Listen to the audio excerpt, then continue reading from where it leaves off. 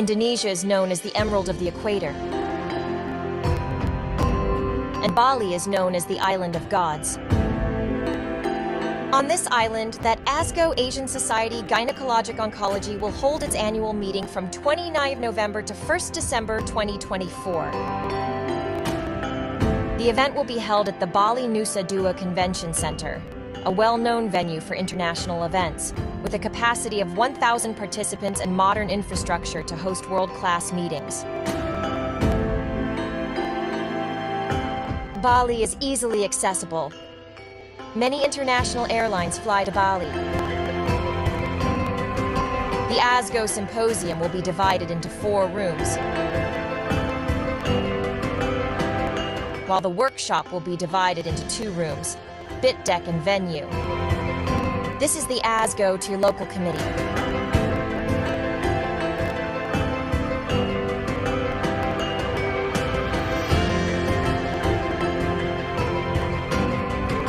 I'm Brahmana Iskandar. On behalf of Indonesian Society Gynecologic Oncology, I would like to welcome all the ASGO members and all the gynecologists in Asia and in the world to come to Bali for attending ASGO Meeting 2024 in Bali, Indonesia. We invite you for coming to Bali and joining ASGO 2024.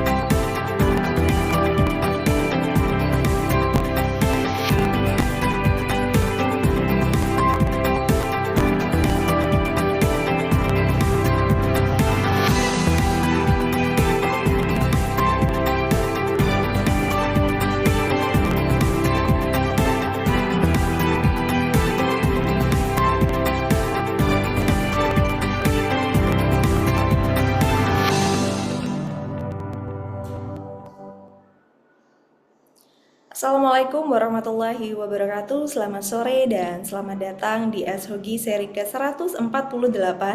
Apa saja kutanya Himpunan Onkologi Ginekologi Indonesia. ASHOGI merupakan webinar online series yang diselenggarakan oleh HOGI dan menjadi wadah diskusi seputar permasalahan dan kasus-kasus terkait onkologi ginekologi. Kembali lagi bersama saya Dr. Hoirunisa seperti hari Rabu sore sebelumnya. Hari ini saya akan menemani Anda semua tentunya bersama dengan ASHOGI. Dan tidak lupa kami juga mengucapkan terima kasih untuk rekan sejawat dokter, SPOG, ginekolog, onkologi, serta para guru besar yang sudah berkenan untuk meluangkan waktunya setia menjadi peserta ASHOGI dari minggu ke minggunya. Tentunya selama 1 jam ke depan kita akan berdiskusi dengan para narasumber yang sudah pakar di bidangnya. Dan topik yang akan kita diskusikan sore ini masih seputar kelainan ginekologi pada kehamilan. Sebelumnya kita sudah membicarakan tentang lesi prakanker dan kanker serviks dalam kehamilan. Nah, sore ini kita akan membahas bagaimana manajemen tumor ovarium dalam kehamilan. Dan di sini sudah hadir tengah-tengah kita 3 orang narasumber dan moderator yang harusnya tidak asing lagi ya. Untuk peserta setia ASHOGI, beliau-beliau ini sudah siap kelihatannya berbagi update ilmunya bersama kita. Izinkan saya menyapa terlebih dahulu narasumber kita yang pertama, yaitu Dr. Brahmana Iskandar Cokro Prawiro, spesialis obstetrik ginekologi, subspesialis onkologi. Beliau ini merupakan konsultan onkologi ginekologi di Fakultas Kedokteran Universitas Airlangga di RSUD Dr. Sutomo Surabaya, dan sekaligus beliau merupakan Ketua Umum HOGI. Selamat sore Dr. Brahmana. Selamat sore. Assalamualaikum semuanya. Ya. Waalaikumsalam warahmatullahi wabarakatuh. Waalaikumsalam. Ya, terima kasih Dr. Waalaikumsalam Brahmana. warahmatullahi wabarakatuh. Dan narasumber kita yang kedua yaitu Dr. Trisya Dewi Anggraini, spesialis obstetrik ginekologi, subspesialis onkologi. Beliau merupakan konsultan onkologi ginekologi di Fakultas Kedokteran Universitas Indonesia di RSUPN Dr. Cipto Mangunkusumo, Jakarta. Selamat sore Dr. Anggi. Selamat sore, Assalamualaikum warahmatullahi wabarakatuh. Dr. Brahmana, Dr. Taufan, Dr. Nisha, dan seluruh Salam teman sejawat wabarakatuh. sekalian. Waalaikumsalam. Terima kasih Dokter Anggi. Dan yang akan menjadi moderator kita pada sore hari ini yaitu Dr. Dery Edianto, spesialis obstetri ginekologi spesialis onkologi. Beliau ini merupakan konsultan onkologi ginekologi di Fakultas Kedokteran Universitas Sumatera Utara di RSUP Haji Adam Malik Medan. Selamat sore Dokter Dery. Sore, Assalamualaikum, salam hangat dari Kota Medan. Salam. Waalaikumsalam. Kalau ada Dokter Dery ini biasanya nanti banyak pantun ya dok ya. Waduh, udah kena tembak. Baik, baik. Terima kasih Dokter Dery. Untuk semua peserta Asugi jangan lupa untuk mengakses akun pelataran sehatnya, kemudian join Zoom dari awal sampai akhir karena presensi akan tercatat secara otomatis melalui sistem. Dan untuk peserta yang ingin mengajukan pertanyaan bisa menekan tombol raise hand terlebih dahulu apabila ingin langsung mengajukan pertanyaan atau bisa menuliskan di fitur Q&A yang sudah kami sediakan. Dan sebelum kita memulai diskusi kita pada sore hari ini, saya akan mengundang Ketua Hogi yang juga hadir sebagai narasumber pada sore hari ini untuk memberikan sambutan dan sekaligus membuka acara Asogi pada sore hari ini kepada Dr. Brahmana Askandar, spesialis obstetri ginekologi spesialis onkologi. Kami persilakan. Ya, Assalamualaikum warahmatullahi wabarakatuh. Selamat sore. Yang saya hormati Dr. Dery, Dr. Anggi, kemudian ada Bu Sekjen Dr. Tovan, dan yang tidak pernah absen juga ini Dr. Nisa ini ya, tiap hari Rabu gitu ya. Sudah sampai ke berapa nih? 148 kali ya, tinggal ya. Nah, juga untuk para sejawat semua, jadi topik-topik Ashoki ini sudah disesuaikan, bukan topik-topik di langit begitu ya, tapi ini topik-topik yang bisa dikerjakan kita sehari-hari, bahkan untuk dokter, kemudian untuk SPOG begitu ya. Jadi contoh pada sore hari ini tumor ovarium dalam kehamilan begitu ya. Jadi artinya tidak melulu tumor ovarium pada kehamilan itu dikerjakan onkolog, kan tidak itu ya. Nanti coba kita lihat aspek-aspeknya ya.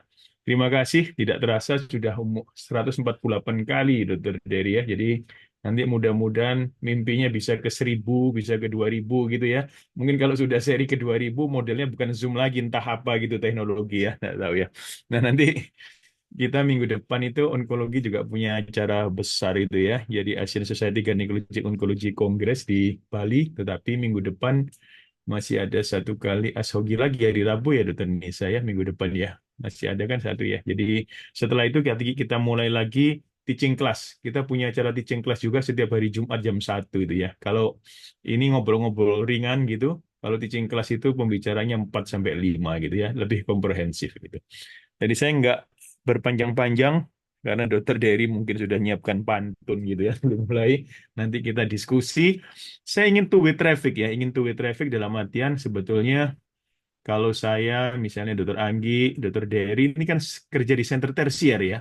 Tetapi teman-teman SPOG ini kan di center bukan tersier. Jadi artinya kekhasan penyulit itu mungkin berbeda dengan kita. Yang kita ingin tahu nanti kita diskusikan. Demikian dari saya. Terima kasih banyak. Wassalamualaikum warahmatullahi wabarakatuh.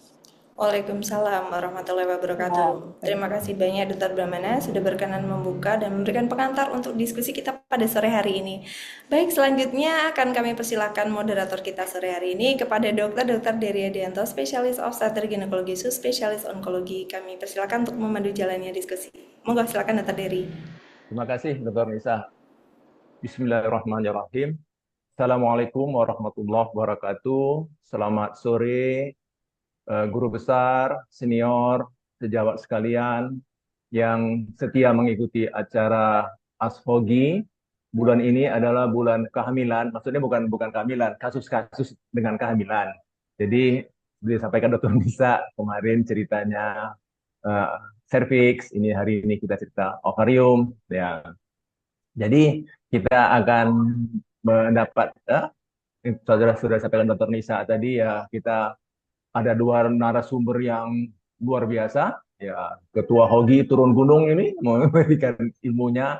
Kemudian ini satu lagi nih adik saya yang baik budi, yang manis dan segalanya lah, Dokter Anggi ya. Waalaikumsalam Dokter Dery. Belum Waalaikumsalam. disapa nih Dokter Dery. Sehat ya dok? Alhamdulillah.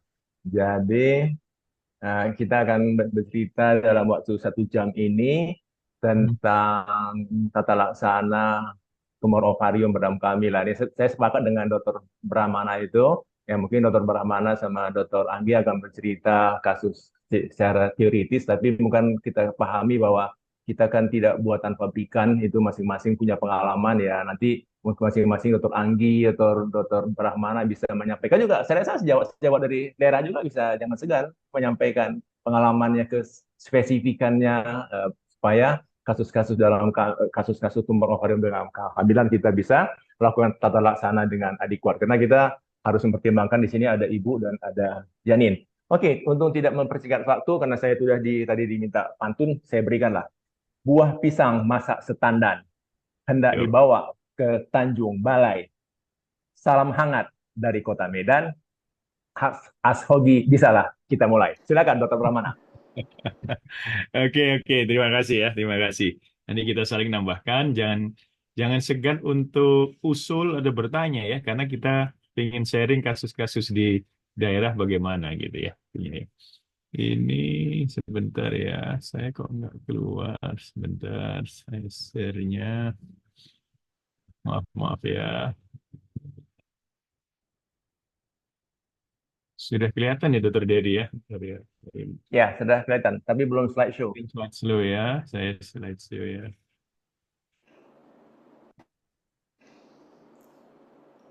Belum slideshow, dokter. Sudah ya? Sudah slide show Belum. ya?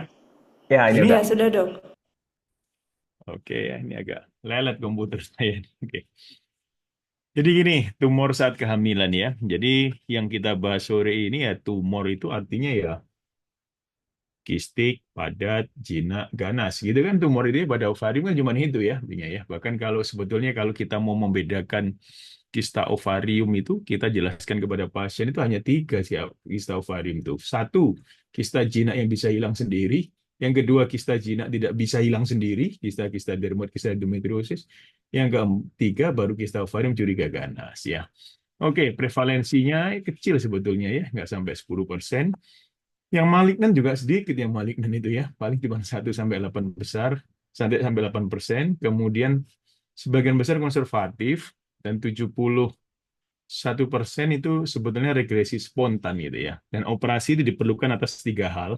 Ada keluhan dia, karena misalnya terpelintir, torsi ya. Kemudian progresif dia, atau ada tambah tanda-tanda keganasan, ini baru kita ada indikasi untuk dilakukan operasi. Ya. Nah, kemudian ini berdasarkan histopatologinya ya, paling banyak kista dermoid, paling banyak itu ya. Kedua endometrioma ya. Jadi yang malignan sebetulnya justru sedikit ya. Jadi sebagian besar benign ya. Nah, kalau tumor marker meriksanya bagaimana nih? Penting nggak tumor marker ya? Kadarnya CA125 ini yang paling sering diperiksa, kadarnya memang naik selama kehamilan ya. Tapi cut off-nya berubah, bahkan ada yang mengatakan cut off-nya sampai 112 ini dari salah satu sumber ya. Dan sampai 112 pun sampai kehamilan 14 minggu normal ya. Jadi sebetulnya nilainya itu yang lebih penting itu trennya ya. Jadi misalnya kita ragu benar ya, saat ini misalnya 50 ya, tapi misalnya diulang lagi 1 bulan lagi menjadi 100, berarti kan sesuatu yang progresif ya artinya.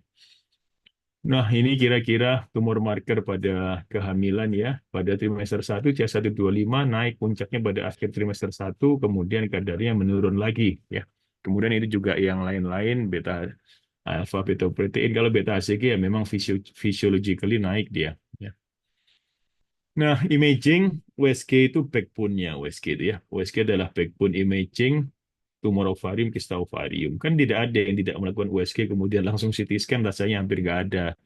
SPOG, semua dokter juga nggak ada ya. Kemudian milih mana kita kalau mau melakukan di luar USG ya, lebih dari USG, apa MRI ada CT scan, otomatis CT scan tidak menjadi pilihan ya, karena ada radiasi dan lain-lain. MRI menjadi pilihan ya, cuman MRI ini dilakukan kapan? Sebetulnya aman, kecuali kontrasnya tidak menggunakan gadolinium, tetapi beberapa center-center radiologi untuk trimester 1 pun juga mereka menganjurkan tidak MRI begitu ya. Nanti coba didiskusikan mengenai ini ya. Nah, ini kira-kira kalau kista ovarium pada kehamilan ya. Kalau dia asimptomatik itu kita lihat, kalau asimptomatik tapi curiga malignan ya kita harus do something, eksplorasi, mungkin MRI tumor marker ya, dan kita diskusikan secara tim. Makanya tidak ada kasus kanker dalam kehamilan yang tidak didiskusikan tim. Memang begitu, kalau di luar negeri harus ada kanker, hamil, pasti tim. Tidak mungkin ditangani dengan solo player seperti saya sendiri dan lain-lain, kemudian operasi, nggak didiskusikan semuanya ya. Jadi kita lihat yang paling penting itu simptomatik atau asimptomatik ya. Kalau simptomatik pasti kita surgery ya, mulai ada nyeri, mulai gede banget, kapan itu kita baru operasi kista ovarium gedenya 20 cm begitu ya. Jadi ya memang IUGR waktu itu ya. Jadi itu memang operasi kita. Tapi kalau misalnya asimptomatik kita lihat dulu, kalau malignan baru kita eksplorasi ya. Nah ini sama kira-kira macam-macam algoritma yang kita buat. Nah ini tergantung rumah sakit. Makanya PPK itu tergantung dari expertise yang ada fasilitas yang ada, kita lihat, kita buat algoritma di center kita masing-masing ya, artinya ya. Nah, timing operasinya kapan ya? Jadi yang paling bagus ya sebetulnya usia kehamilan lebih dari 14 atau 16 minggu. Atas dasar ada dua yang utama. Biasanya kalau ada kista, kista fisiologisnya sudah hilang itu kalau 14 sampai 16 minggu ya. Yang kedua, plasentasi sudah sempurna sehingga risk abortus juga lebih kecil ketika kita melakukan operasi untuk kista bila dirasakan perlu usia kehamilan 14 sampai 16 minggu. Risk preterm birth-nya kecil sekitar 8,3%. Ya. Laparoskopi, ternyata dikerjakan laparoskopi pada kehamilan ya. Terutama kalau yang kistanya nggak terlalu gede atau umur kehamilannya juga bukan 9 bulan, 8 bulan ya. Kita kesulitan ya. Biasanya lebih kehamilan kurang dari 20 minggu. Dan dianjurkan menggunakan endobag untuk ekstraksi tisunya ya. Ini ada good practice point-nya ya. Kemudian experience surgeon, itu ada kata-kata experience surgeon. Jadi kemudian palmar point atau supraumbilical. Jadi jangan terlalu di bawah, itu kan ada uterusnya ya. Nah, ini yang paling penting, PR kita bersama, berarti setiap kanker dalam kehamilan, setiap tumor, misalnya tumor ovarium dalam kehamilan, ini tim workingnya seperti ini kalau di luar negeri itu ya. Jadi mulai obstetrician, bahkan gynecology, onkologi, radiologi ya. Bahkan kalau misalnya curiga malignan, yang pakar kemoterapinya juga diundang ya, neonatusnya bagaimana ya. Karena sebetulnya tiap center berbeda ya. Contoh nih misalnya ya, katakan kanker ovarium 24 minggu gitu ya, atau 28 minggu. Saya mau tunggu sampai ATRM. Nah, yang dikatakan viabel bayinya, viabel tiap-tiap center itu berbeda loh ya. Kalau misalnya suatu rumah sakit, misalnya di Amerika sana rumah sakit besar, wah kita ini ngerawat bayi-bayi yang lahir 30 minggu, itu 90% sehat keluar dari rumah sakit dalam keadaan sehat. Nah, maka kita targetnya mungkin nggak 38 minggu, mungkin 30 minggu misal demikian. Itulah diskusi-diskusi yang harus tampak pada team working ini ya. Mungkin kalau suatu rumah sakit, nah kita ini hamil 30 minggu, angka hidupnya bayinya cuma 20%. Nah, lain cerita, mungkin akan kita tunggu lebih lama lagi. Itu contoh diskusi-diskusi yang harus didiskusikan oleh tim ya. Ya, ya. Mungkin dari saya demikian untuk memancing diskusi. Terima kasih banyak, Dokter Dery. Ya. Terima kasih, Dr. Brahma. Ya, sekilas itu ya, tapi udah inti-intinya di situ kita akan kembangkan lagi. Jadi kita memang sangat mengharapkan partisipasi aktif dari sejawat. Cukup banyak nih, ada 182 orang yang partisipan kita. Nah, berikutnya pengalaman trik-trik dari Dokter. Nah, ini kita panggil resmi lah ya, Dokter Anggi ya, Dokter Trisia Dewi Anggreni, SPOG, Sub SP Onkologi. Silakan, Dokter Anggi. Apakah sudah tampak, Dokter Dery? Ya, sudah slide Zoom. Baik, terima kasih, Dokter Dery. Jadi kayaknya udah dibahas hampir sebagian besar oleh Dokter Brahmana ya. Cuma mungkin saya akan melakukan pengulangan sedikit. Ini adalah outlines-nya. Jadi ovarian cancer in pregnancy. Sebenarnya ada pertanyaan, apakah kehamilan itu mempengaruhi kejadian ovarian cancer? Maka memang jawabannya tidak, bahwa kehamilan tidak mempengaruhi kejadian ovarian cancer. Dan dikatakan juga bahwa hamil di bawah 26 tahun, ini bukan nakut-nakutin ya, dia akan lebih menurunkan resiko untuk kejadian kanker ovarium dibandingkan yang hamilnya dengan usia di atas 26 tahun. Makin dia late dalam hamil, resiko untuk breast cancer, resiko untuk jadi endometrial cancer dan ovarian cancer memang menjadi meningkat. Adapun insidensinya itu adalah 1 dalam 15.000 sampai 1 dalam 32.000 pregnancy ya. Jadi sebenarnya sih kalau kita lihat ya mungkin hanya sekitar 0,15 sampai 5,7%. Dan ini adalah memang keganasan yang memang kedua yang ditemukan bersamaan dengan operasi setelah cervical cancer ya. Walaupun kadang kita bingung juga ya, udah kanker serviks gitu besar, maksudnya tetap bisa hamil gitu ya. Nah, yang kedua ini adalah ovarian cancer. Yang jarang banget memang endometrial cancer ya, rumahnya memang di situ sih ya. Ini tadi Dokter Damana sudah, saya nggak akan mengulang. Tadi diagnostik kita mulai dari history taking gitu ya, sign and symptoms, USG atau advanced imaging tadi ya, ya kita menggunakannya MRI yang aman. Kemudian kalau USG kita bisa pakai scoring system ya, mungkin yang paling mudah sebenarnya, yang paling applicable dan saya senang sekali adalah dengan IOTA. Nah, tumor marker sendiri agak-agak rancu karena pada kehamilan sendiri juga bisa meningkatkan CA125. Jadi jarang memberikan suatu hasil yang signifikan ya berhubungan dengan kehamilan dan keberadaan daripada keganasan ovarium. Ini tadi mungkin history taking, hati-hati pada pasien-pasien dengan riwayat hereditary gynecology cancer ya, yang biasanya adalah BRCA yaitu breast ovarian cancer. Kemudian adalah yang berikutnya adalah link syndrome, itu mismatch repair mutation MSH2, MSH6, MLH1, PSM2. Itu hubungannya sama kanker ovarium, kanker rahim, sama kanker usus.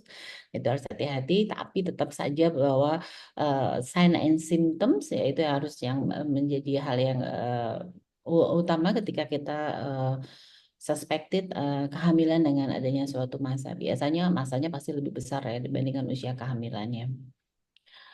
Kemudian USG kita mau pakai scoring, mau basic morphology changes of ultrasound ovarian mesis, tapi saya nggak akan berbicara di sini ya, karena itu ada temanya sendiri ya. Atau kita mau pakai sistem scoring. Nah, sistem scoring itu biasanya pakai kombinasi dengan CA125. Tadi kita mengatakan CA125 itu sebenarnya nggak bisa dipakai. Jadi sebenarnya pakai basic morphology changes of ultrasound ovarian mesis saja sebenarnya sudah cukup untuk menentukan apakah ini jinak apa ganas. Gampang sekali, hanya 5. Kalau kita menemukan kecurigaan ganas, unilokular dengan bagian padat, multilokular dengan bagian padat, atau tumor dengan ovarian padat, dengan vaskulernya adalah meningkat ya, biasanya dia lebih tinggi ya, 3 atau 4 ya vascular score-nya. Ada keberadaan ascites gitu ya, itu menjadi suatu hal yang menjadi hal-hal utama yang mungkin kita curigai pasiennya ada keganasan atau ada bagian padat tadi ya. Nah, ini adalah gambarannya gitu ya. Ya, kita agak cepat aja. Nah, ini tadi ya. Jadi ada masa dengan papillary projection disertai dengan usia gestasi gitu ya. Tuh. Ya, papillary projections itu adalah kita bilang adalah kecurigaan padat gitu, kecurigaan dalam bagian padat gitu ya. Kalau kita masukkan dalam M minimal dia lebih dari 7 mili, kemudian dengan minimal 4 ya gitu. Jadi kalau kurang dari 7 mili atau kurang dari 3 mili sebenarnya kita mengatakan itu hanya irregular saja. Nah, ini ada bayi, kemudian ada massa multilokular cyst gitu ya dengan bagian padat. Ini yang paling mudah dengan ultrasonografi ya. Kemudian kita melihat adanya suatu massa yang benar-benar terletak terletak di lateral kanan atau lateral kiri daripada usia gestasi. Nah, ini kalau bisa dengan apa namanya, dengan MRI gitu ya bisa kita kerjakan ya. Kalau CT scan jangan gitu ya. Nah, ini adalah gambaran-gambaran hamil dengan keganasan ovarium. Nah, permasalahan dengan kanker ovarium itu adalah tidak ada screening yang adekuat gitu ya. Kita hanya melakukan screening yang rutin pada tadi itu yang punya faktor resiko, BRCA mutasi sama mismatch repair mutation. Ya, pada yang lain-lainnya itu tidak ada sebenarnya screening yang efektif baik CA125 ataupun USG, sehingga rata-rata memang ditemukan pada stadium yang sudah lanjut gitu ya.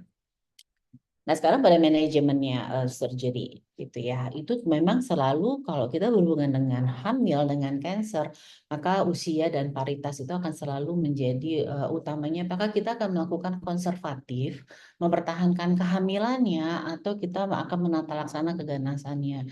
Dan ini timing itu menjadi sangat penting sekali. Nggak boleh terlalu cepat, tapi juga nggak boleh terlalu lambat gitu ya. Jadi kalau terlalu cepat, maka akan bisa menyebabkan kalau dia masih konservatif kita bisa menyebabkan keguguran gitu ya. Tapi kalau sudah terlambat bisa menyebabkan torsions, progression daripada malignancy-nya. Nah, indikasinya tadi Dokter Brahmana sudah menyebutkan kapan sih kita akan melakukan intervensi gitu ya pada suatu masa diagnosa dengan kehamilan gitu ya.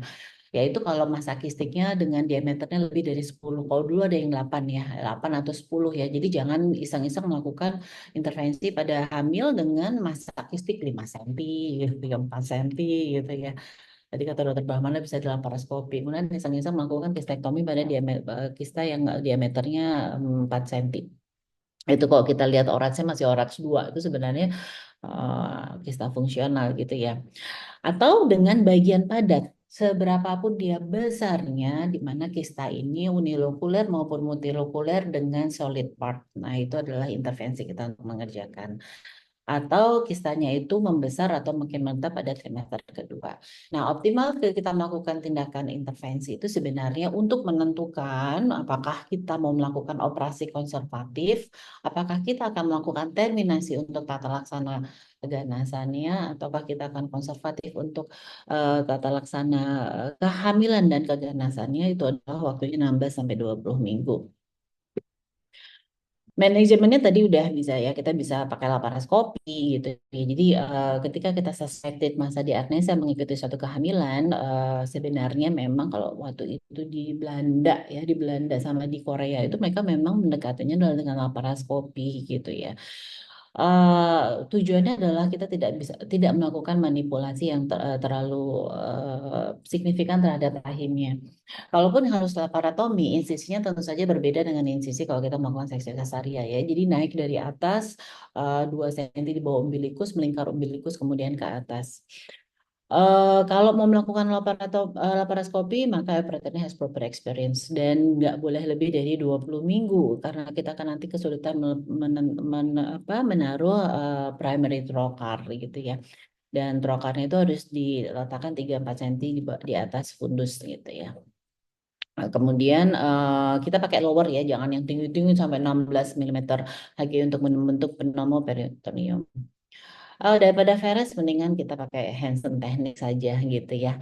Nah, complete surgical resection, frozen section during operation sebenarnya is needed karena sekarang itu sudah kita bisa melakukan surgical staging laparoskopi sebenarnya ya, tapi tentu saja bukan pada kasus-kasus yang advanced stage gitu ya.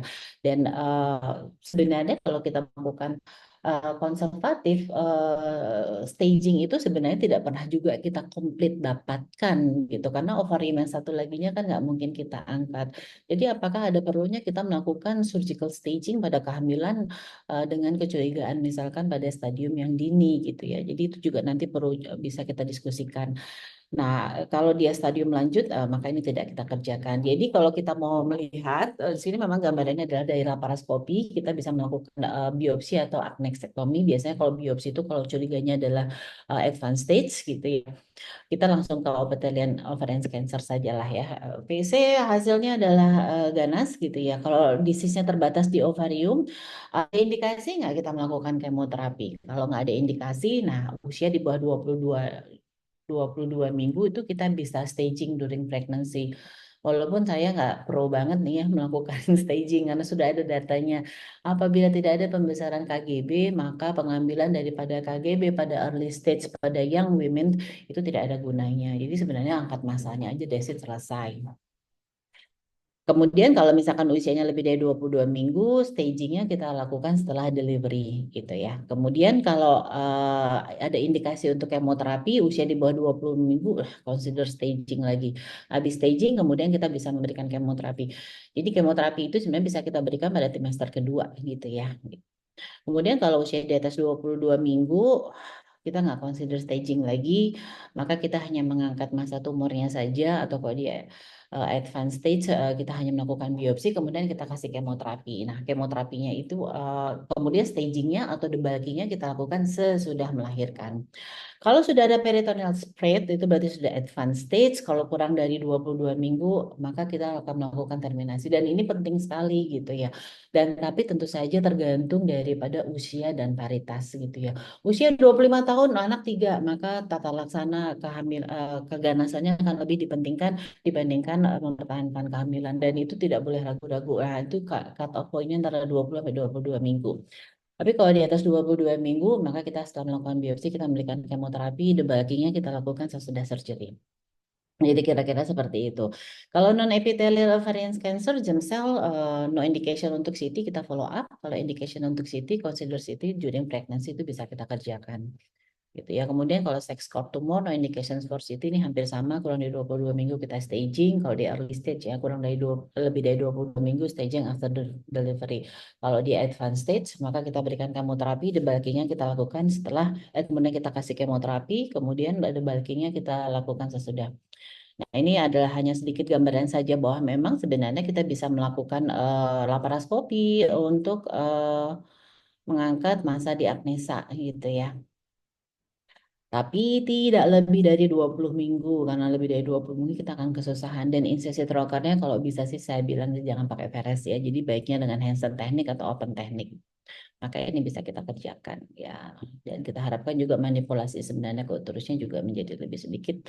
Kalau kita bisa pakai single port, ini bisa kita keluarkan dengan mudah. Nah, kemudian berikutnya tadi, kalau kita tidak perlu restaging gitu ya, apa yang kita lakukan? Nah, ini sudah ada di Icons One Trial pada pasien early stage yang women. Kalau habis kita lakukan surgery, kita bandingkan nih antara surgery dengan observasi pada yang early stage dengan surgery dengan adjuvan kemoterapi. Ternyata pada pasien-pasien yang tidak lakukan surgical staging, pemberian yang kita pikir, kayaknya masih stadium 1 nih, cuma di satu ovarium. Ternyata dibandingkan antara yang kita observasi dengan kita berikan kemoterapi itu ternyata presentasinya lebih baik pada yang kita berikan kemoterapi dan bermakna secara statistik gitu ya. Jadi oleh karena itu tadi perlu nggak kita surgical staging? Nggak usah, kita angkat ovariumnya, habis itu kita berikan kemoterapi. Gitu. Kalau dia apa sih keuntungannya kalau kita lakukan surgical staging sebenarnya kalau kita tujuannya untuk completed di mana paritasnya sudah cukup mungkin ada maknanya. Kalau stadium awal maka kita nggak akan memberikan kemoterapi gitu ya. Tapi kalau misalkan pada usia yang muda paritasnya masih diinginkan rasanya untuk surgical staging juga nggak pada tempatnya. Kemudian antara yang dilakukan surgical staging dengan yang tidak dilakukan surgical staging pada early stage gitu ya, antara surgery observation dan surgery adjuvant kemoterapi ternyata juga lebih baik pada yang surgery kita angkat ovariumnya kemudian kita berikan kemoterapi. Jadi nggak perlu juga sebenarnya kita melakukan surgical staging gitu ya. Jadi memang surgical staging itu hanya pada pasien-pasien yang memang sudah paritasnya mencukupi karena keuntungannya adalah pada stadium 1 kita tidak memberikan kemoterapi. Tapi kalau pada pasien-pasien yang muda yang kita masih ingin konservatif, angka tumornya kemudian kita memberikan kemoterapi. Nah, manajemen kemoterapinya ini biasanya kita pakai platinum, karbopakli masih oke ya untuk yang non epitel juga BEP juga masih ini dan kita memberikannya pada trimester kedua dan kita hentikan pada minggu 35 atau 4 minggu sebelum kita melakukan terminasi gitu ya. Jadi kalau 35 sih rasanya terlalu terlambat ya gitu ya. Jadi biasanya 35 dikurangin ya 31 kita stop 4 minggu sebelum terminasi. Ini manajemen kemoterapinya, targeted terapi ternyata baik anti VEGF, PARP inhibitor maupun yang lain itu ternyata tidak berhubungan dengan ditemukan dia sifatnya teratogenik ya, induced intrauterine growth restriction. Jadi biasanya kita tidak memberikan targeted terapi pada pasien-pasien selama kehamilan. Radioterapi juga tidak kita berikan pada pasien-pasien dengan kehamilan. Ini adalah obstetric evaluation-nya ya, kayaknya sih sama aja ya. Jadi kemoterapi harus kita diberikan pada trimester kedua dan diberikan 3 minggu sebelum kita melakukan terminasi, jadi 32 minggu. Jadi kalau 35, 3 minggu ya kita terminasi 38 ya. Ini obstetric outcome-nya bagus ya, live birth-nya juga bagus ya pada pasien-pasien dengan kanker ovarium pada early stage ya. Neonatal outcome-nya juga ternyata bagus juga ya. Jadi sebagai take home message-nya, taking detail personal. Jadi pada pasien-pasien yang memiliki faktor risiko tinggi untuk hereditary gynecologic cancer, maka itu perlu kita cermati untuk lakukan evaluasi. Tanda and symptom menjadi suatu hal yang harus kita cermati pada pasien hamil dengan kecurigaan massa di agnesa. Kemudian paritas sama usia menjadi pertimbangan kita apakah kita akan melakukan konservatif ataukah kita akan melakukan tata laksana yang sehubungan dengan keganasannya. Dan sekali lagi penegakan diagnosis ganas atau tidak itu menjadi sangat penting karena perujukan itu menjadi utamanya untuk tata laksana segera pada pasien. Mungkin itu aja Dokter Dery, makasih. Terima kasih banyak, Dokter Anggi. Jadi, Dokter Anggi mungkin lebih banyak bercerita kepada tata laksana ovarian cancer. Ya, mungkin kan kita sadari yang hadir di sini tentu SPOG dan juga ada SPG onkologi. Nah, kita rasa cukup waktu nih, setengah jam puas kita hari ini bisa berdiskusi. Di Q&A saya udah lihat itu ada pertanyaan yang pertama itu pertanyaan dari sejawat Nur Rahman. Nah, saya rasa ini mungkin perlu diberikan lebih stretchingnya ya apa ya lebih ditekankan karena kan sejawat bertanya tentang peran CA125 kemudian apa harus kita lakukan. Tadi sudah disampaikan mungkin bisa lebih disederhanakan. Saya persilakan siapa saja, Dr. Brahmana atau Dr. Anggi Oke, yang yang pertama ya dok ya, ya pertanyaan ya pertama lebih ya. lebih lebih stressing lebih di apa namanya istilah lebih difokuskan supaya lebih terarah jawabannya. Oke, yang si ovarium ya, itunya ya, CA125 ya. Ya, Dr. Oke, Brahmana. jadi begini, kalau apa sih pentingnya kita memeriksa tumor marker? Kan itu timbul pertanyaan pada kita ya. Kenapa kita harus periksa tumor marker? Misal, saya melakukan USG, sudah sangat sugestif bahwa dia malignan itu. Ada bagian padatnya jelas, papilnya jelas, septanya tebal, ada vaskularisasi. Intinya USG itu ini malignan begitu ya. Apa gunanya kita melakukan pemeriksaan misalnya tumor marker? Kan begitu pertanyaannya ya. Jadi gunanya tumor marker itu ada dua ya. Satu untuk estimasi malignansi, yang kedua untuk monitoring. Tetapi kedua-duanya juga didiskusikan. Apakah harus? Tidak wajib kita harus melakukan pemeriksaan tumor marker hanya untuk sekedar estimasi malignansi. Wajib dalam artian begini, kalau saya nggak kerjakan, saya salah nih. Gitu. Ya, Enggak juga. Nah, kalau saya sudah melakukan USG sangat sugestif malignan, ya kita melakukan operasi berdasarkan standar malignansi, kan boleh kita, tidak harus tumor marker, ya kan? Nah, kalau tumor marker alat bantu kita, oh ini saya supaya lebih yakin ini malignan atau benign ya, kira-kira gitu. Yang kedua, dalam hal monitoring ya. Dulu monitoring kita periksa nih, misalnya si ovarium sembuh, dilakukan monitoring periksa CA125. CA125 itu bisa dipakai monitoring, tumor marker bisa dipakai monitoring ketika preoperatifnya itu highly elevated loh. ya, Kalau misalnya epitelial, kemudian preoperatif hanya 35 gitu ya, ternyata malignan. Dan jangan setelah itu sembuh ya jangan pakai CA125. Berarti kan dia tidak produksi CA125 jenis ya. epitelnya itu kan tidak 100% produksi ya. Jadi singkatnya adalah CA125 bisa dipakai monitoring ketika highly elevated preoperatif ya. Apakah wajib? Dok, bagaimana kalau nggak ada datanya nih? Saya monitoringnya bagaimana ini untuk relapse-nya? Saya nggak bisa pakai CA125. Nggak harus lagi-lagi. Penelitian menunjukkan ada dua grup. Yang satu itu sudah dinyatakan sembuh ya. Satu, begitu CA125-nya naik, dia memang sebelumnya highly elevated ya. Monitoring, CA125 naik, langsung ditreat ya. Rekemoterapi ya. Satu kelompok yang B, CA125-nya naik, tapi nggak ada masa sama sekali itu. Nggak ada masa, USG-nya nggak ada masa. Yang satu tadi langsung di kemoterapi ulang, yang satu ditunggu 1 bulan, 2 bulan, 3 bulan, 4 bulan, Sama, sampai ada full blown masa, baru di kemoterapi. Nah, dibandingkan kedua kelompok itu, sama. ternyata angka harapan hidup 5 tahunnya sama begitu Ya, ya. Jadi based on elevated CA125, satu based on imaging memang proven dia itu recur, baru kemudian di kemoterapi survivalnya sama begitunya. Jadi lagi-lagi question mark, apakah saya harus monitoring menggunakan CA125 ya? Itu ada salah satu orang guru di Belanda itu, ya kita ini ngobatin orangnya loh, bukan CA125-nya. Begitu komen santainya gitu kan, itu CA125 naik ya. Orangnya ya, bisa ya, makan, ya. minum, sehat walafiat gitu ya. Intinya ya. Ya, Ya kira-kira begitu ya, nanti diskusinya kita lihat. Terima kasih, Dr. Dery. ya, terima kasih Dr. Brahmana. Jadi mungkin eh, eh, eh, sejawat bisa menjadi panduan yang lebih bisa kita pegang itu adalah ultrasound. Itu tuh ultrasound sekarang saya rasa semuanya Doppler lah ya. Ya, kita butuhkan ultrasound yang Doppler itu menjadi lebih bagus, lebih lebih membimbing kita untuk mengguiding apakah itu satu malignansi. Tumor marker ya seperti tadi memang tidak spesifik. Dokter Anggi mungkin ada pengalaman-pengalaman? Eh, Kalau untuk dokter Obgyn, non-onkologi, yang penting sebenarnya adalah menemukan apakah ini jinak atau ganas, mungkin kayak gitu ya. Ya, Itu saya sarankan sih memakai IOTA saja itu udah bagus banget ya. Dia ya. cuman 5 kriterianya: unilokuler tambah bagian padat, multikuler tambah bagian padat, tumor ovarian padat, unikuler dengan bagian padat, multilokuler dengan bagian padat.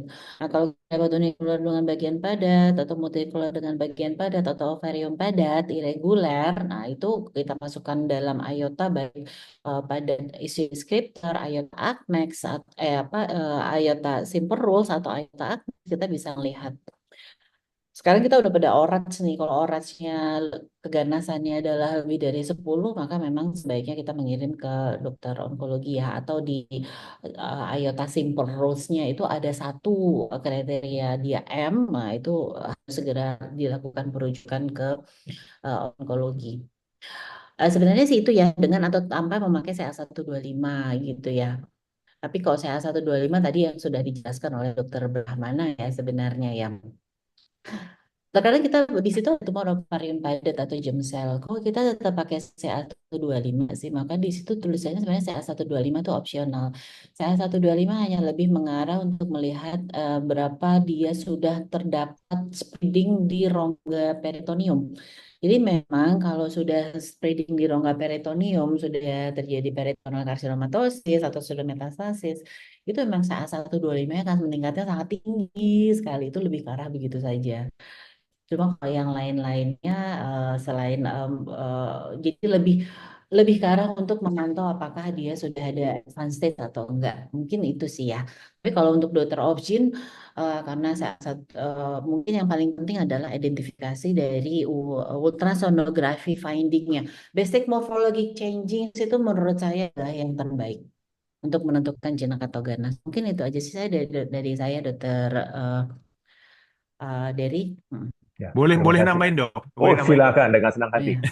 Ini misalnya kita nggak punya apa-apa nih ya, tumor marker nggak bisa, USG minimalis begitu ya, misalnya Nah, begitu, nggak apa-apa, pakai aja tren. Tren itu artinya misalnya pasien itu sekarang kontrol ke saya nih, tumornya 6 cm, jinak ganas, saya masih ragu nih, tumor marker nggak ada, CT scan nggak ada, MRI nggak ada, USG sederhana. Ya saya periksa ulang aja bulan depan gitu ya. Kita lihat trennya kan, kalau dia itu malignan ya pasti kan growing dia ya. Itu kira-kira demikian, nambah wawasan. Ya, masih. ya, terima kasih, Dr. Brahmana. Ya, sangat-sangat menarik ya. Memang ya rasanya memang SPOG sekarang semuanya punya USG, tapi kan kita harus menyadari juga beberapa daerah mungkin USG-nya tidak seperti yang kita harapkan ya. Emang Doppler itu menjadi sangat membantu. Seperti sampaikan Dr. Anggi ya, morfologi itu lebih bisa kita andalkan daripada pemeriksaan marker yang tidak spesifik. Nah, Di IOTA kemudian Acnex itu dokter Dery, di IOTA Acnex itu bahkan Doppler itu kita hilangkan. Jadi yang sesuatu yang sifatnya subjektif itu kita hilangkan. Itu jadi sangat membantu sekali itu masakan di IOTA Acnex. Jadi saya rasa pakai itu buat dokter Obgyn sudah sangat bermanfaat. Hanya tahu berapa diameter terpanjang dari kista, bagian padat, multilokular lebih dari 10 atau tidak, ada sinus atau tidak. Kemudian kurang satu apa ya? Ada papil papil lah tadi. ya, papil lebih dari Nah, 4 atau tidak. Udah ya, itu aja. ya, Nggak persis, perlu persis. Doppler nih ya Ya, betul. nah, ya, ya mungkin betul tuh. Jadi kan dengan USG yang lebih sederhana bisa kita andalkan ya. Tadi memang kalau kita kombinasikan Ya. seperti yang disampaikan Dr. Baramana ya follow up. Kemudian ya USG dengan sederhana. Jadi rasanya USG itu sangat membantu daripada kita mengharapkan pemeriksaan marker yang tadi ada manfaatnya, ada enggak, yang jelas ada ongkosnya. Seperti itu. Nah, kemudian ini lagi kita lanjut lagi lah ya. Memang namanya juga cerita dalam kehamilan yang kita bisa kombinasi aja pertanyaan dari Dokter Indra sama yang Dokter ini anonim ini ya. Bagaimana peran dari staging, kemudian kalau ada kista yang kompleks apa lah yang bisa kita lakukan. Nah, adakah tempat untuk itu? Pasti ada tempat tadi. Sejawat. Ya silakan, jangan saya jawab. Silakan dokter Brahmana, dokter Brahmana mungkin lebih dahulu. Atau kita kasih lady first hari ini ya. Dokter Anggi dahulu. Tunggu ya. Ini moga-moga saya nggak salah interpretasi ya. Maksudnya ya, dicurigai keganasan ovarium stadium 1, kemudian dilakukan seksual elektif berarti sudah aterem gitu ya. Dan dilanjutkan surgical staging. Ya, memang seperti itu ya. Jadi kalau memang cuman ya tergantung dari kompetensinya ya. Tapi saya rasa seluruh ginonko kompeten lah untuk melakukan itu. Eh, Kalau yang tadi alurnya itu kalau kita temukan sebelum mau seksio nih ya gitu kan kita udah laparoskopi diagnostik kita VC kita udah tahu nih ganas. Jadi kalau ganas itu sebenarnya kesempatannya hanya untuk memiliki punya anak. Jadi anak satu sudah cukup sebenarnya berpanjang-panjang karena eh, lebih baik dia hidup membesarkan anaknya gitu ya daripada ini itu mungkin tata laksananya begitu ya. Jadi lebih ke arah untuk completed dia untuk memiliki anak. Nah, biasanya kalau kita sudah tahu dia ganas itu ya, sudah melakukan biopsi sebelumnya, apakah dengan laparotomi atau dengan laparoskopi, memang pada waktu terminasi kita melakukan seksio sesarianya plus surgical staging gitu ya. Tapi kalau misalkan advanced stage, biasanya nggak seperti itu tuh dokter Dari. Jadi kita ambil seksio, debulkingnya nggak langsung pada saat itu. Kita biasanya berikan kemo dulu gitu. Ini kalau Ya. ketemunya seksio nih ya, waduh langsung debulking kayaknya berat juga gitu ya. Jadi biasanya kita ambil biopsi, kemudian kita kemo, kemudian debulkingnya after delivery. Mungkin gitu kali ya. Atau Monggo dokter barangkali ini Brahmana. konsul durante operasi nih, setelah seksio. Masih. Oh, panggil dokter Anggi nih. Bagaimana dokter Brahmana? Oke, ini saya melihat dari sisi lain pertanyaannya ini ya. Jadi yang dimaksud pertanyaan mungkin nih, mungkin. Nah, itu dia Ini tadi. pasien ini sudah aterm, kemudian ada si ovarium ini. Ini saya lahirkan spontan dulu, kan bisa spontan. Kemudian baru saya urus tumor ovariumnya lah, mau jinak mau malignan begitu ya. Ataukah saya indikasi seksio dengan sekalian, ini ada tumornya saya ambil Oh, sekalian. ya, Nah ya. itu mungkin that's the point of the question ya. Menurut saya nyoba ngamatin pertanyaannya lagi ya itunya ya. Nah jadi apa indikasinya itu? Sekalian deh ngurusin tumornya kan begitu ya. Atau lahir dulu aja lewat spontan. Habis itu kan diurus untuk tumornya gitu ya. Nah ini Ya. coba kita diskusikan ya plus minus ini ya. Kita lihat ya misal hamil 36 minggu ya. Ini saya kasih misal aja 36 minggu ya, 37 minggu dengan tumor ovarium kira-kira 6 cm begitulah ya. Kemudian ada solid partnya ya, ada solid partnya dan lain. Nah, timbul tanda tanya nih. Saya ini seksio sekalian sekalian untuk ngurus Staging. ovariumnya, staging, ataukah saya lahirkan aja nih mau lahir sebentar lagi mau lahir kan ini ya. Ya. Lahir spontan, ini misalnya primi lahir spontan ya sudah setelah itu operasi. Oke, yang kedua kalau dia lahir spontan dan bisa lahir spontan lancar begitu ya. Ya lahir spontan aja misalnya lahir spontan nggak ada hambatan. Kemudian kita urus operasi untuk tumornya setelah itu. Ada keuntungan. Kalau misalnya toh dia itu malignan dan malignan itu bisa konservatif, kan tidak ada luka di uterusnya. Ya ini kita diskusi loh ya nanti boleh plus minus ya kan tidak ada luka di uterusnya. Ketika itu pasien itu sembuh, ya berarti dia nggak ada riwayat bekas operasi sesar yang mengharuskan dia indikasi untuk sesar berikutnya dan lain-lain. Ya, itu yang pertama. Yang kedua, kalau ada pemikiran, nah ini sekalian aja dah, sekalian melahirkan bayinya, sekalian staging gitu ya. Nah, ini nggak ada betul salah sebetulnya kasus seperti ini ya kita lihat ya. Nah, ini kalau misalnya kita mau staging, boleh-boleh saja kita seksio, kita jelaskan aja ke pasien, then the patient will make the decision for herself gitu ya. Nah, Bu, kalau saya ini akan melakukan sesar, kemudian operasi praktis memang. Jadi ke rumah sakitnya sekali ini ya sekarang besok lahir bayi dan lahir tumornya kan begitu ya. Nah, ini cuman memang ada irisan pada uterusnya, artinya harus diperlakukan sebagai bekas sesar pada hamil berikutnya. Kalau yang kedua tadi, ya nggak ada irisan pada uterusnya begitu. Jadi menurut saya kita menjelaskan saja Dokter Dery, selama itu misalnya memungkinkan loh yang saya sebut tadi misalnya kistanya 6 cm, mulus, licin, hanya bagian padat, solid part ya, lain cerita. Tapi kalau misalnya karena memang dalam cancer in pregnancy itu tidak ada hitam putih, nggak ada guideline hitam putih. Semuanya MDT, multidisciplinary team discussion. Kalau misalnya tadi yang pertanyaannya ini kistanya kemudian gede dan sebagainya, ya kita sekalian debulking pada saat sesar begitu kan, jadi lain cerita. Gitu Dokter Dery. Ya, terima kasih. Memang sangat apa nih subjektif ya memberikan keputusan ya, tergantung dari kondisi pasien, kondisi tumor dan tergantung ke apa fasilitas yang ada sama kita. Nah, tadi mungkin yang kedua nih yang aninemosis mungkin sudah dijawab oleh Dokter Brahmana. Saya rasa mungkin coba Dokter Brahmana lebih sederhanakan lagi lah bagaimana follow up itu. Tadi ada sudah disampaikan tentang follow up. Jadi kalau ada kista, apalah yang bisa kita lakukan follow up? Mungkin Oke. perlu diulangi lagi. Eh, Oke, jadi kalau misalnya kita melakukan operasi itu yang strict itu adalah satu, dia curiga ganas ya, artinya kita tidak boleh santai-santai, nggak boleh follow up dong kalau curiga ganas ya kan. Kalau curiga ganas harus do something, mau Ya, imagingnya kita lebih akurat, mau followed by surgery, do something ya kan.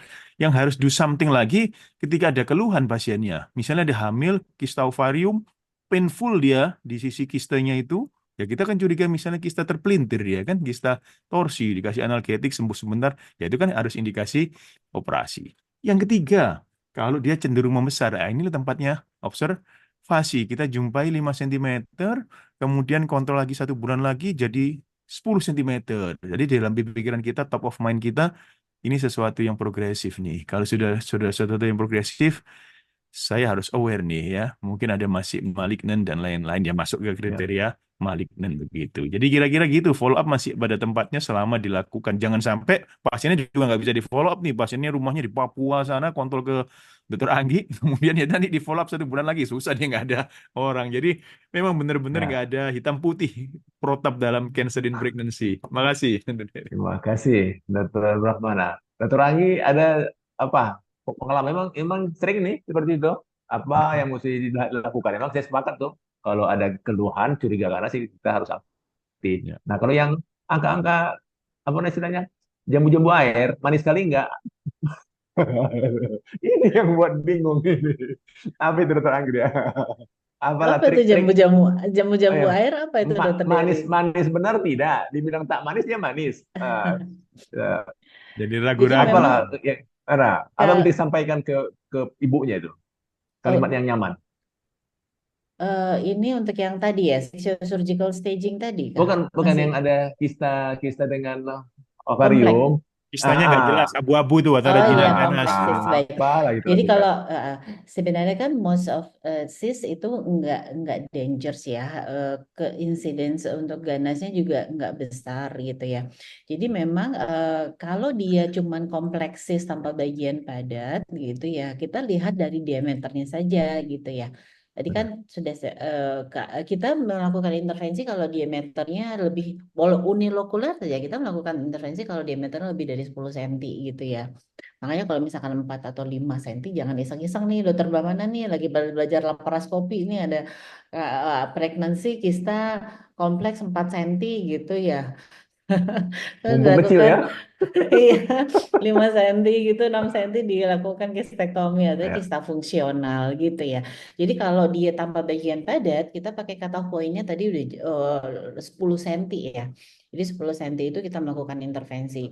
Nah, kalau dia dengan bagian padat sebenarnya dengan diameter berapapun kita harus melakukan intervensi untuk mengetahui apakah jinak atau ganas. Kayaknya sih kalau yang tegas-tegasnya begitu kali ya Dokter Dery ya. Nggak pakai manis-manis pahit tengah-tengah. Saya pakai diameter aja. Ya. Pokoknya kalau diameter kalau dia tanpa bagian padat gitu ya, itu saya memakai cutoff point-nya 10 cm. Misalkan tergantung sih ya kalau mau kita ambil apa enggak. Kalau mau kita ambil ya 10,5 ya. Kalau nggak mau kita ambil 9,5 observasi. Oke. Ya, jadi kalau lah dia itu simplex kistanya soliter mungkin kita pada tempatnya lah untuk melakukan observasi ya. Tapi kalau ada Iya, komponen betul. padat, ada simptom, ya itu memang kita harus lebih Ya. aktif. Nah, ini yang sering kita jumpai di Republik kita ini. TB peritoneal. Nah, itu ya mungkin Dokter Brahmana, Dokter Anggi itu bisa membedakan apa spesifik temuan temuan klinis ya, ada ketemuan USG dan klinis supaya kita yakin oh ini TB, oh ini peritoneal carcinosis. Itu soalnya tata laksananya jauh beda tuh. Ya, langit dan bumi. Ya, silakan Dr. Brahmana. Oke. Yang sebetulnya bisa mimicking malignancy ya, yang sering ya, mimicking malignancy itu yang pertama adalah TB ya, TB. Yang kemudian yang kedua bahkan kista endometriosis loh ya, kadang-kadang ada mural nodulnya, ada septanya ya, itunya ya. Oke, kita bahas yang TB. Nah, satu dari anamnesis ya, dari anamnesis. Jadi dari data menunjukkan kalau TB itu bisa ditanya riwayat di keluarganya ada TB atau tidak. Kadang-kadang kita melupakan anamnesis hal-hal kecil seperti begitu ya. Kemudian dia ada sendiri ada keluhan TB atau enggak batuk dan lain-lain. Dan satu lagi ada penelitian yang menarik loh. Membedakan kanker ovarium dengan TB dalam hal segi penurunan berat badannya ya. Oh, kan kalau kita dulu diajarin kalau kanker nih penurunan berat badan gitu ya. Ternyata enggak, kalah banter penurunan berat badannya dengan TB. TB itu biasanya cenderung penurunan berat badan ya daripada CA ovarium ya. Jadi itu salah satu dalam hal anamnesis. Nah, dari diagnosa fisiknya, USG-nya, biasanya kalau TB itu kan tidak ada massa bulky yang gede kan ya. Jadi itu nggak ada di TB, massa 15 cm TB yang nggak ada. Jadi biasanya disertai asites, kemudian ada peritoneal carcinomatosis, tapi juga nggak ada yang gede-gede peritoneal carcinomatosisnya, Ya, kecil-kecil aja, begitu ya. Kemudian orangnya kurus ya, gitu ya. Nah, kalau CA125 nggak jadi patokan, pasti naik tinggi ya. CA125-nya ya. Nah, satu-satunya ya dengan pemeriksaan-pemeriksaan macam-macam, baik non-invasif, kalaupun invasif, ya kita laparotomi, kemudian kita lakukan frozen section, betul-betul frozen sectionnya TB, ya sudah kita cuci, kita pasang drain, tutup, dapat OAT 6 bulan atau 1 tahun, biasanya sih sembuh sempurna biasanya. Itu singkatnya, terima kasih. Ya, terima kasih Dr. Brahmana. Dr. Anggi itu bagaimana? Kalau kita di Medan tuh kita seperti kita USG kayak masanya nggak ada, cuma kadang-kadang ada nasib jelek itu. Toa dengan TB peritoneal. Waduh, itu kita kira tumornya rupanya abses tuba. Nah, peran marker misalnya ADA itu bagaimana? Pemeriksaan ADA. Ya, Iya, dia bisa kita lakukan dok, IGRA atau ADA ya. ADA itu untuk ya. sitologi ya. ADA itu kita bisa sitologi, kemudian IGRA. Nah, kalau gambaran USG itu khasnya ya, walaupun nggak kayak gitu juga sih ya. Biasanya kalau TB ada abses, abses itu ada proses yang bisa menyebabkan acoustic shadow. Nah itu kalau malignancy dia isodens, nggak ada acoustic shadow-nya. Jadi bukan. Jadi Beda kalau juga ada dia. mas, ya dia isoden sama acoustic shadow. Jadi kalau kalau abses dia kan menghasilkan udara ya, O2 itu yang menyebabkan gambaran seperti acoustic shadow atau gambaran-gambaran dari abses itu. Walaupun nggak kayak gitu, ada juga sih malignancy yang ada acoustic shadow. Tapi hampir sebagian besar kalau ada gambaran dengan acoustic shadow itu biasanya adalah jinak gitu ya. Nah, tapi kalau misalnya memang susah sekali karena mimicking ovarian cancer gitu ya, ya memang kita penegakan diagnosisnya paling mudah sih kalau saya laparoskopi ya, laparoskopi biopsi gitu ya, laparoskopi biopsi. Itu yang membedakan apakah karena golden standarnya untuk melihat jinak apa bukan itu kan memang dari situ ya, dari bisa nggak kanker ovarium dengan TB? Waduh, tambahin lagi sama Dr. Dery. Bisa-bisa aja gitu ya. Kanker ovarium pula, TB pula gitu ya.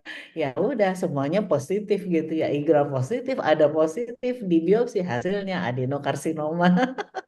Jadi dapat 2 obat gitu. Cuma kalau misalkan memang penegakan diagnostik pasti apa untuk mengetahui jinak atau ganas memang nggak ada cara lain adalah mengambil histo PA. Nah, Ya. dengan makanya penegakan diagnosis itu menjadi sangat penting. Sama tadi dengan yang kista tadi itu saya berbicara pada usia kehamilan di bawah 20 minggu ya. Itu mungkin saya harus jelaskan juga ya. Kenapa? Karena kita takut pada diameter yang 10 cm itu dia terperangkap di kavum Douglas atau mungkin malah dia terpuntir. Tapi kalau udah lebih dari itu di atas 22 minggu ya biarin aja. Udah ketekan biasanya kalau kita nggak curiga ganas sih nggak ada apa-apain ya dok ya. Dia nggak akan terpuntir, nggak akan pecah juga, jarang sih biasanya yang pecah ya gitu. Jadi itu tadi saya berbicara adalah pada usia 20 minggu sehingga memang penegakan diagnosis menjadi sangat penting sekali ketika kita maju dengan penegakan diagnosis di pada usia kehamilan 20 atau 22 minggu maka kita bisa mengerjakan laparoskopi biopsi. Mungkin itu sih dok dari saya. Ada Ya, satu lagi, sudah. Dokter Dery, Ya, yang silakan yang Dr. pernah Brahmana. terjadi itu. Jadi eh, penampakan itu malignan, nggak ada hasil biopsi, nggak ada histopatologi lah. kemudian dianggap CA, kemudian di kemoterapi gitu ya. Setelah 3 seri nggak membaik-membaik, kemudian dilakukan, saya lupa laparoskopi apa laparotomi, ternyata TB gitu. Jadi makanya pemberian kemoterapi kan harus based on histopatologi, pathological examination ya, nggak bisa berdasarkan imaging only ya. Iya, ya. Ya, terima kasih ya. Tapi terima kasih Dr. Rahman dan Dr. Anggi ya. Jadi artinya kan memang perlu jadi perhatian. Kita di Indonesia ini TB cukup tinggi ya. Memang perlu kita pertimbangkan kalau ada ASI-tes terutama yang tidak ada massa. Nah, itu pertimbangan itu mungkin satu TB peritoneal. Sebab peritoneal carcinosis kan insidennya kecil sekali dibanding dengan TB di Indonesia. Kemudian angka sudah 1629, Dr. Nisa pun sudah mulai menampakkan di dalam layar. Rasanya saya tak maulah berpanjang-panjang waktu. Terima kasih kita bisa akhiri acara ASHOGI kita. Memang terasa 1 jam itu rupanya singkat ya. Hanya beberapa pertanyaan sudah tersita waktu. Maka saya Apa kita tambah lain kali 1,5 jam ya, Dr. Dery? ada di apa? Ada di apa itu? Teaching class. Teaching class itu 5 jam itu. 5 jam. 5 jam. Kenyang-kenyang gitu ya. Bisa, bila perlu topik ini kita pindahkan lagi ke teaching class supaya lebih interaktif. Kalau perlu kita buat yang jangan kelas webinar, kelas ketemu langsung. Nah, untuk sebelum saya serahkan ke Dr. Nisa, saya ada satu lagi Pantun. Bukan benar, bukan salah. Alangkah baiknya bila mengalah. Dia awali dengan ucapan Bismillah, kita akhirnya dengan ucapan Alhamdulillah. Saya serahkan ke Ibu Dr. Nisa. Terima kasih. Bila taufiq wal hidayah. Assalamualaikum warahmatullahi wabarakatuh. Mohon maaf tidak ada kesalahan dalam tutur kata. Silakan Dr. Nisa. Baik, terima kasih banyak Dr. Dery, luar biasa ya dengan pantun-pantunnya selalu memberikan kesan ya Dok ya. Jadi kami ucapkan terima kasih banyak dan apresiasi setinggi-tingginya untuk para narasumber dan moderator kita sore hari ini yang sudah berkenan memberikan sedekah ilmunya tentang bagaimana manajemen dan tata laksana tumor ovarium pada kehamilan. Semoga apa yang tadi sudah dipresentasikan, sudah didiskusikan oleh para narasumber dan moderator bisa mengakomodasi mungkin semua pertanyaan yang belum sempat tersampaikan tadi ya. Karena terbatasnya waktu. Baik, terima kasih banyak Dr. Brahmana, Dr. Dery terima kasih, Dr. Anggi terima kasih. Dan tidak terasa sudah 1 jam lebih kita berdiskusi sore hari ini. Semoga apa yang kita diskusikan memberikan banyak manfaat. Dan kami mohon untuk para peserta jangan lupa untuk mengecek pelataran sehatnya secara berkala dan menyelesaikan pembelajaran sampai batas waktu hari Jumat. Asian Society Gynecology Oncology Meeting atau ASGO Meeting 2024 sudah semakin dekat, yaitu tanggal 28 November sampai tanggal 1 Desember 2024 yang akan diselenggarakan di Nusa Dua, Bali. Akan ada simposium internasional dan 7 workshop yang akan dilakukan dengan total SKP 170 SKP Kemenkes. Dan hingga saat ini alhamdulillah sudah tercatat 900-an lebih peserta total dan simpo dan workshop dari seluruh negara. Tapi jangan khawatir, slot registrasi masih kita buka dan bisa diakses melalui www.asgo2024bali.org. Jangan khawatir untuk yang ketinggalan join ASHOGI dari awal sampai akhir, sore hari ini bisa mengakses full videonya di akun YouTube kami di ASHOGI, begitu juga dengan seri-seri yang sebelumnya. Terima kasih banyak atas atensi dan perhatian seluruh peserta ASHOGI. Sampai jumpa di ASHOGI seri berikutnya. Kami izin undur diri. Wassalamualaikum warahmatullahi wabarakatuh. Terima kasih, Dokter. Terima kasih Dr. Dery. Terima kasih.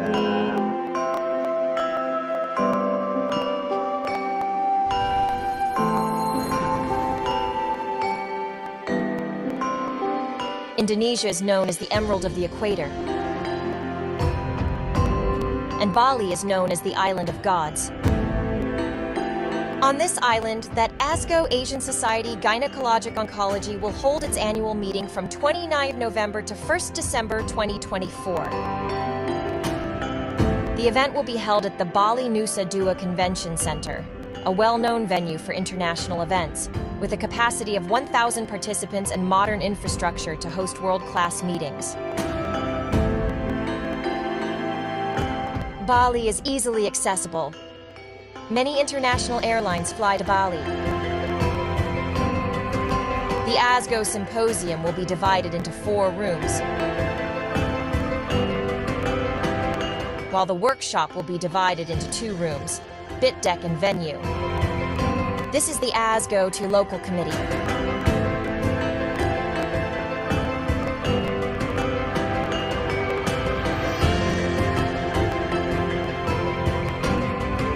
I'm Brahmana Iskandar. On behalf of Indonesian Society Gynecology Oncology, I would like to welcome all the ASCO members and all the gynecologists in Asia and in the world to come to Bali for attending ASCO meeting 2024 in Bali, Indonesia. We invite you for coming to Bali and joining ASCO 2024.